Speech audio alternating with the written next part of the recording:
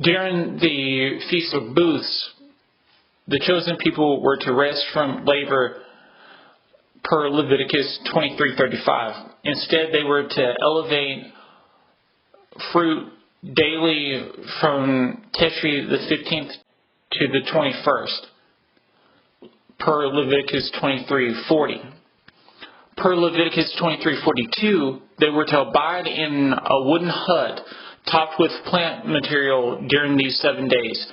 At the conclusion of the Feast of Booths, there was a solemn gathering on Tishri the 22nd, during which there was to be rest from labor, Leviticus 23:36. On this day, a gathering, which was the 8th day, a burnt offering, a grain offering, and a sacrifice and drink offerings were to be offered. Leviticus 23:33 through 44. When they were to enter the gates of the inner courtyard, they were to wear linen vestments. When they left, they were to remove their linen turbans, linen underclothes, and linen robes. They are not to shave their heads, but keep their hair trimmed. A priest was to abstain from wine and marry only a daughter of Israel or a priest's widow.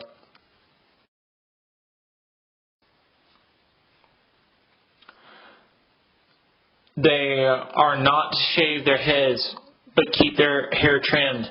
A priest is to abstain from wine and marry only a daughter of Israel or a priest's widow. They were to teach the laymen the difference between holy and common, enabling them to determine what was clean and what was unclean, or ritualistically pure and ritualistically impure. Additionally, they were to judge in controversies and render decisions in adhering with Torah. No priest would be permitted to approach a dead non-priestly man. Only if the death was in his immediate family could he tend to the dead body. After burying the relative, they were to be purified and isolated for a week. After the week ended, he was to make a sin offering. Their inheritance is to be this: I myself am their inheritance. You are not to grant them any possession in Israel. I myself am their possession. They are to eat the grain offerings, sin offerings, and guilt offerings. Everything in Israel devoted to Adonai will be theirs.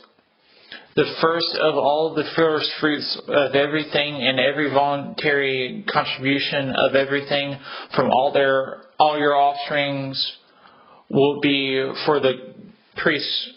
You are also to give the priest the first of your dough, so that a blessing will rest on your house.